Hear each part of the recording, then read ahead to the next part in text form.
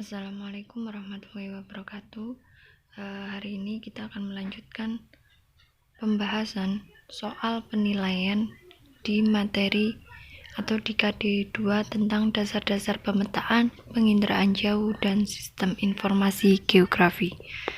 Soal yang pertama berkaitan dengan dasar-dasar pemetaan. Informasi yang dapat diperoleh dari peta bahaya ke gunung apian berkaitan dengan penentuan lokasi penambangan pasir dan batu. Di sini pilihannya ada lokasi banjir lahar. Kita tidak bisa menentukan. Terus yang kedua, penggunaan lahan ini tidak ada kaitannya dengan penentuan lokasi penambangan pasir dan batu, karena biasanya penambangan pasir dan batu itu adalah di sungai. Terus C juga tidak ada kaitannya. D, jumlah cadangan bahan ini kurang jelas. Yang E itu adalah material piroklastik. Kita tahu material piroklastik itu adalah material aliran abu vulkanik, gas atau fragmen dari letusan gunung berapi. Jadi persebarannya bisa kita tentukan, nanti kita bisa menentukan lokasi penambangan pasir dan batu yang aman. Untuk nomor 2, ini adalah sekelompok anggota pencinta alam SMA Sukasenang melakukan perjalanan di Gunung Cermai. Jelas sekali bahwa ini adalah untuk perjalanan. Melihat peta daerah tersebut untuk menentukan jalan yang akan ditempuh. Fungsi peta sebagai penunjuk mata angin itu adalah kompas, bukan peta. Jadi ini fungsi peta adalah sebagai navigasi, petunjuk jalan. Yang nomor 3, peta sesuai kaidah kartografi selalu dilengkapi dengan legenda. Fungsi komponen peta tersebut adalah legenda. Kita tahu itu adalah tempat dari simbol-simbol. Jadi simbol-simbol itu memiliki arti, dan arti itu dijelaskan di dalam legenda. Jadi jawabannya adalah yang B, memberikan informasi arti simbol-simbol peta. Nomor 4,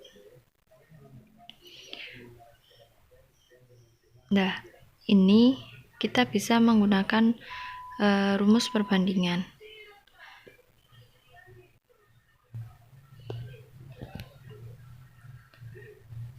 Untuk 10 ini adalah jarak, berarti ini adalah D1. Untuk skala yang digunakan adalah penyebutnya saja, ini adalah P1. Sedangkan yang kedua berarti hanya skalanya saja, ini adalah B2.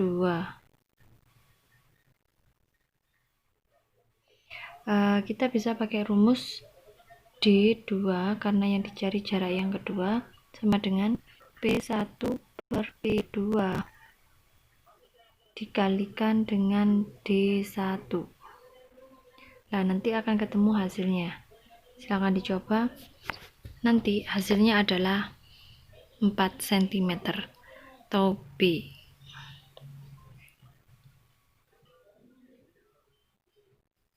Kita lanjut nomor 5. Nomor 5 ini hampir sama dengan yang nomor 4. Rumusnya juga kita yang dicari adalah D2.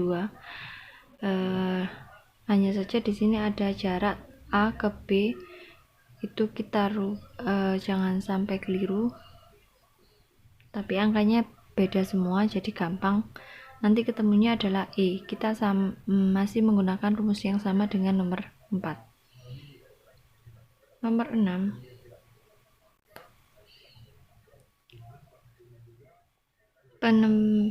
penerapan proyeksi peta yang sesuai dengan ketentuan geometrik adalah, kita tahu bahwa proyeksi peta itu memiliki 3 syarat, yaitu equidistant, jarak yang tergambar harus sebanding dengan jarak asli, Yang kedua, ekuivalen, yaitu luas daerah yang tergambar sebanding dengan aslinya.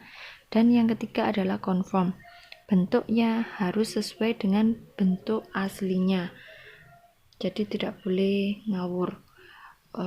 Untuk ini karena yang dicari adalah geometrik, berarti adalah jaraknya, berarti yang digunakan adalah proyeksi equidistant. Jawabannya adalah yang A.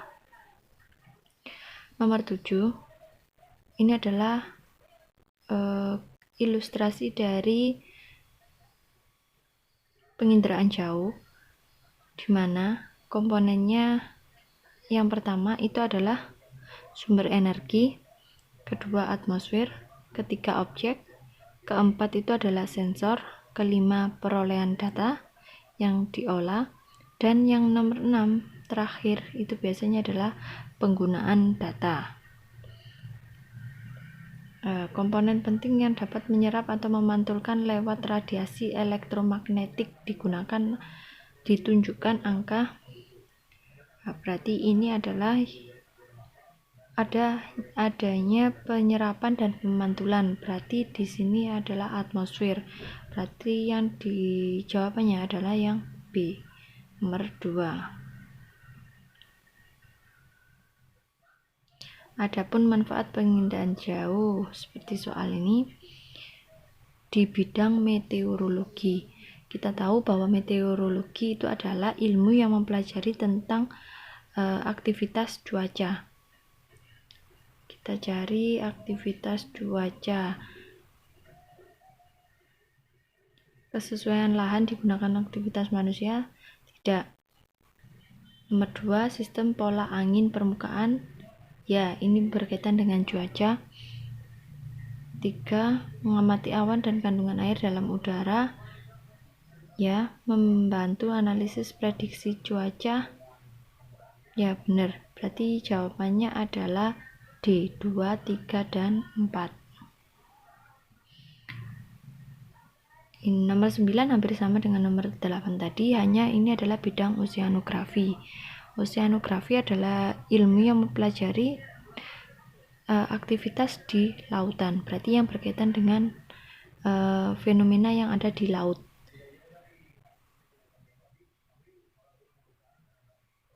Perencanaan penggunaan lahan? Tidak. 1.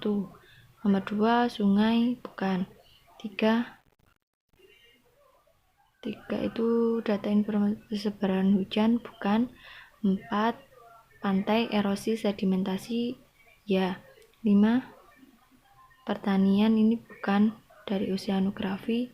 6, upwelling, sinking, dan distribusi suhu permukaan. Upwelling itu adalah gelombang datang. Nah, ini berkaitan dengan oseanografi. Jadi jawabannya adalah yang D. Nomor 10.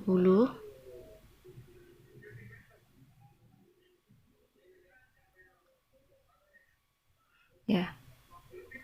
Wacana tersebut pemanfaatan citra penginderaan jauh, yaitu berkaitan dengan karena di sini adanya topan, berarti berkaitan dengan angin, yaitu pengamatan sistem pola angin. Nomor 10 adalah D. Nomor 11 ini berkaitan dengan unsur interpretasi citra.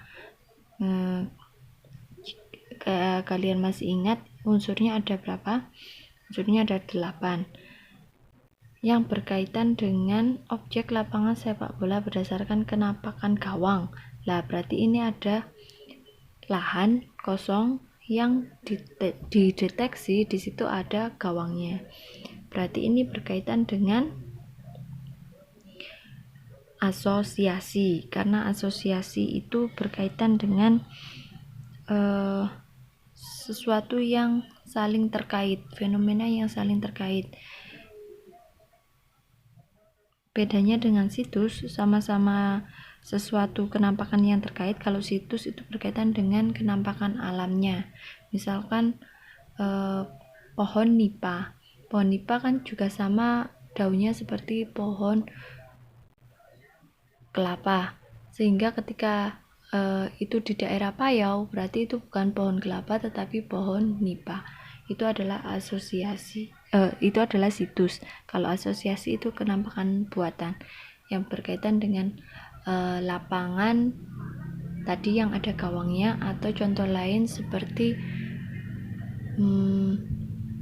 gedung tinggi yang sebelahnya adanya tanah kosong, itu adalah tempat parkir. Nomor 12 hampir sama.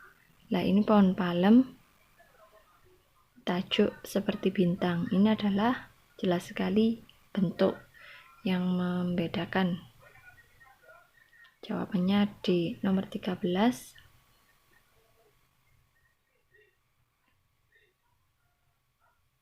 Migas, batu bara, besi, tembaga. Nah, ini berkaitan dengan sumber daya tambang.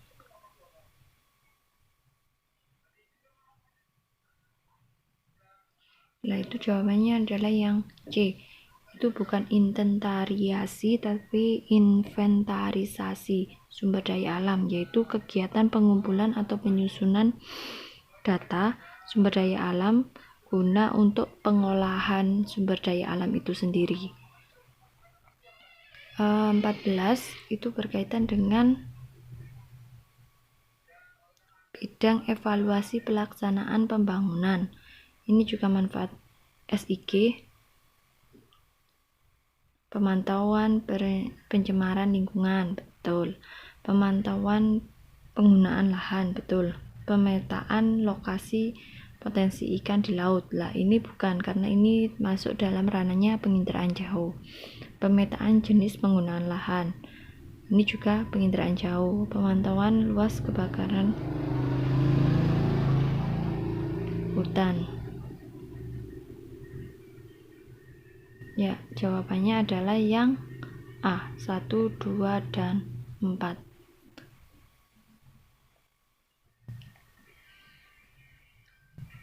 Terakhir, 15. Peranan sistem informasi geografis dalam pelaksanaan pembangunan adalah menyajikan informasi. Nah, karena SIG itu adalah untuk perencanaan, dia adalah menggabungkan antara manusia dengan alamnya. Jadi yang berkaitan dengan ini adalah A, budaya dan bentang alam, karena di sini manfaat dari SIG sendiri itu adalah untuk kemudahan pembangunan atau perencanaan pembangunan untuk manusia. Ya, demikian, inilah 15 soal yang sudah kita bahas. Semoga bermanfaat dan selamat belajar.